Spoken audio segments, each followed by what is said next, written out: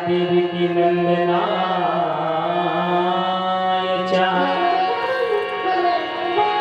नंद गोप कुमाराय गोविंदाय नमो नमः।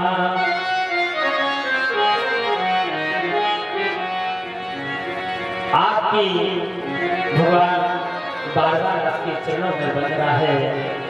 आप श्री कृष्ण गोविंद वासुदेव देवकी नंदन नंद गोप के लाडले गोविंद को हमारा बारंबार आपके चरणों में प्रणाम है। कुंती ने प्रभु से वरदान मांगा और कहा, प्रभु मुझे कुछ नहीं चाहिए, अगर चाहिए तो सिर्फ जीवन में एक ही चीज देना। क्या? अगर आज हम और आप भगवान के मंदिर में जाते हैं तो भले ही एक अगरबत्ती लेकर जाए, 2 अगरबत्ती लेकर जाए, थोड़ा सा प्रसाद लेकर जाए 2 रुपए का, और परमात्मा के चरणों में लाखों करोड़ों की मांग कर देते हैं। प्यारे बंधुओं, नहीं, भगवान से कभी मांगना नहीं चाहिए। क्यों? अगर भगवान से आप मांगते हो तो आप भगवान से मांगकर भगवान को छोटा बना देते हो। क्यों? भगवान नहीं जानता क्या तुम्हारे पास क्या है क्या नहीं है, ये भगवान भी जानता है। प्यारे बंधुओं, इसलिए भगवान से कभी मत मांगो। भगवान बिन मांगे मोती मिले, मांगे मिले ना भीख। परमात्मा सब जानते हैं, तो परमात्मा के सामने हाथ फैलाना ही है। तो भगवान बस अपने चरणों की भक्ति प्रदान करना, हमारा जीवन भक्तिमय हो जाए, हमारा जीवन शास्त्रमय हो जाए, हमारा जीवन आपके चरणों में रत हो जाए। बस परमात्मा से ये मांगोगे तो प्यारे तुम्हारे जीवन का मार्ग बदल जाएगा, तुम्हारे जीवन की दिशा और दशा दोनों बदल जाएगी। परमात्मा से कभी मत मांगो, वो सब जानते हैं, क्योंकि विधि कर लिखा को मैटर हारा। जो तुम्हारे मजाक पर विधि ने लिख दिया वही होगा। परमात्मा के सामने 5 रुपए का प्रसाद लेकर जाते हैं और 5 लाख का निवेदन कर देते हैं, 5 करोड़ का निवेदन कर देते हैं। भगवान कुछ लोग तो ऐसे भगवान हमारे लड़के की नौकरी लग जाए, भगवान हमारी भैंसिया है जो 5 किलो दूध देती थी 3 किलो दे रही, भगवान 2 किलो और बढ़ाओ। तो भगवान दूध बढ़ाने के लिए थोड़ी ना बैठे। प्यारे बंधुओं, हमारा जीवन शास्त्र सम्मत होना चाहिए। आज कुंती माता ने 26 श्लोकों में भगवान की सुंदर कथा की। ये है भगवान की सुंदर कथा, ये है भगवान का चिंतन, ये है जीवन का परम प्रसाद। क्योंकि कहने लगी, विपदा शून्यः सस्वतंत्र तत्र जगत गुरो भगवतो दर्शनम यस्याद पुनर्भव दर्शनम।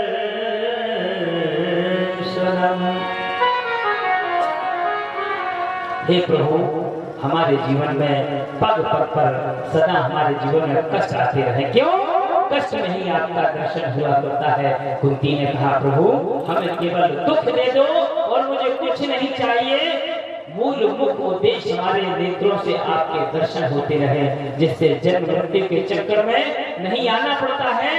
इतना प्रभु ने सुना और कहा, बस मैया कुंती बुआ, ये उल्टी गंगा क्यों बहती हो?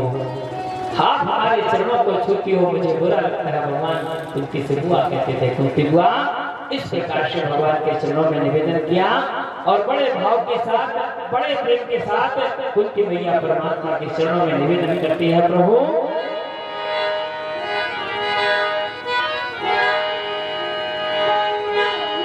बाके बिहारी देना सहारा, कहीं छूट जाए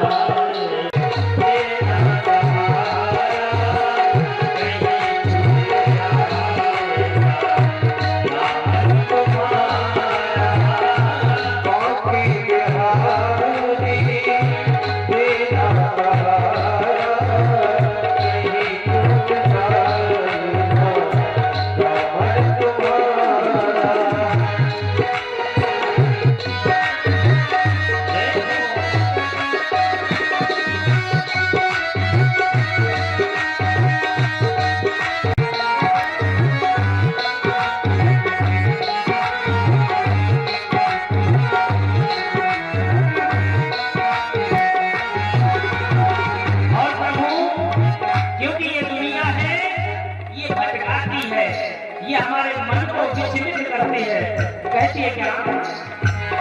तेरे रास्ते हटा की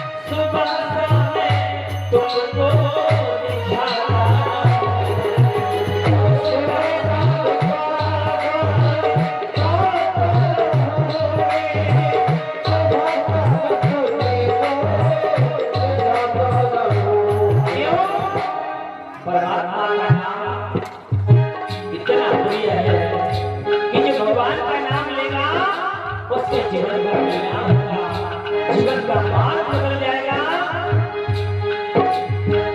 तेरा नाम मुझको है। भगवान के चरणों में बस अपने मन का भाव समर्पित करके एक ही कामना करना, परमात्मा मुझे इन सांसारिक वस्तुओं में मेरा मन भले ही न लगे, परमात्मा बस आपके चरणों का मुझे आसरा मिल जाए। आपके चरणों का आसरा मिल जाएगा, प्यारे हमारे जीवन का कल्याण हो जाएगा। क्यों?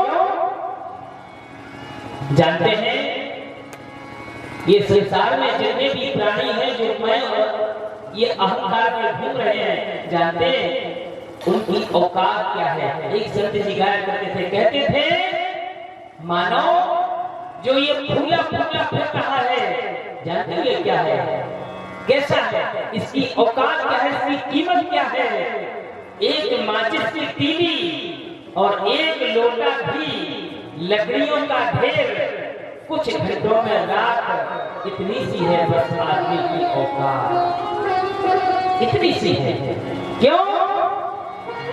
प्यारे बंधुओं, पैसा बैंकों में पड़ा होगा, नौकर हाथ जोड़े खड़ा होगा, तिजोरी मन ही मन इतराएगी, पत्नी दरवाजे तक आएगी, जो जिंदगी भर कमाता रहा धन धन धन, आज हुआ उसी का निधन। प्यारे बंधुओं, जिसको हम अपना मान करते हैं, जिसके लिए हम अपने जीवन में कर करके अंत तो गत्वा यही समाप्त हो जाते हैं। अरे पहले राम धन तूने नहीं कमाया, तेरा जीवन बेकार। कुछ लोग सोचते हैं अरे बुढ़ापे पर कमा लेंगे, बुढ़ापे पर राम धन कमा लेंगे। प्यारे बंधुओं, ये क्या तेरी गारंटी है कि तू बूढ़ा होगा? प्यारे बंधुओं, इस प्रकार से आज कुंती माता ने भगवान के पाद पद्मों में बार-बार प्रणाम किया और कहा, प्रभु बस हमारे जीवन में मुझे केवल दुख ही दुख देना, जिससे हमें आपके चरणों की हमेशा कृपा बरसती रहे।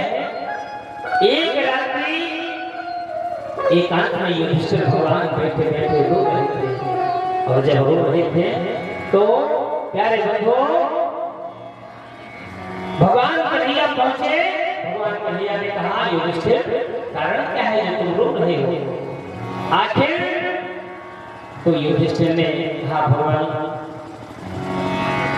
युद्ध तो हमने जीत लिया है, लेकिन अब राज्य करूं तो करूं किस पर? मैं किस पर राज्य करूं? इन विधवाओं पर, इन छोटे छोटे बालकों पर आखिर मैं क्या करूं? भगवान ने समझाने का प्रयास किया, लेकिन भगवान श्री कृष्ण भगवान ने विभिन्न प्रकार से समझाया। पांडवों को लेकर प्रभु आज भीष्म के पास पहुंचे, जो बाणों की सैया पर अभी भी लेटे हुए थे युद्ध के बाद भी, क्योंकि उनको मृत्यु का वरदान था। जब उनकी इच्छा होती तभी उनके प्राणांत होंगे। प्यारे भाइयों, आज प्रभु पांडवों को लेकर गंगा पुत्र भीष्म के पास जैसे ही पहुंचे तो भीष्म पितामह गंगा पुत्र भगवान की वो सुंदर छवि देखकर मुस्कुरा गए। भगवान कहने लगे, सदैव देवो भगवान प्रतीक्षता कलेवरं मया विदितं महेरोम्यहम्। प्यारे बंधुओं, भगवान का वो सुंदर मुखारविंद देखकर भीष्म महात्मा अति प्रसन्न हुए और कहा, प्रभु बस हम आपके ही इंतजार में, ये हमारी शेष सांसें चल रही थी परमात्मा, और मुझे कुछ नहीं चाहिए, बस आपके चरणों की कृपा, आपका मुखमंडल जैसे ही देखा। प्यारे बंधुओं, भीष्म भगवान आज परमात्मा से विनती करने लगे, परमात्मा आपके चरणों की बस कृपा हो जाए तो मेरे जीवन का कल्याण हो जाए। और भगवान भीष्म पिता ने भगवान कृष्ण से कहा, हे परमात्मा, हे जगत के आधार, अब हमारा आपसे एक ही निवेदन है कि जो हमारी पुत्री है, अपनी हमारी जो पुत्री है उससे आप विवाह कर लीजिए। जैसे ये कहा तो पांडवों को बड़ा संकोच हुआ। पांडवों सोचा भीष्म महाराज का विवाह कब हो गया। प्यारे बंधुओं, इनकी जो मति रूपी जो मति है, ये मति को अपनी पुत्री मानते थे, और उन्होंने कहा हमारी मति आपकी बनेगी श्रीमती। कहने का मतलब हमारी जो बुद्धि है, बुद्धि है, भगवान आपके चरणों की दासी बन जाए। और प्रभु इस प्रकार से हमें अपने चरण में ले लीजिए। इस प्रकार से पितामह भीष्म ने कहा, हमारी जो पुत्री है उससे आप विवाह कर लीजिए, अर्थात हमारी इस मति को अपने चरणों में लगा लीजिए। प्यारे बंधुओं, इस प्रकार से गोविंद भगवान ने जैसे ये वाणी सुनी वो गदगद हो गए। अंत में ध्यान लगाते हुए प्रभु के चरणों में देह त्याग कर प्रभु के धाम को चले गए। भगवान ने पांडवों का ये शोक दूर किया भगवान ने, और अपने दिव्य धाम द्वारका को चले गए। बोलिए द्वारकाधीश भगवान की जय। गोविंद मेरो है, गोपाल मेरो है।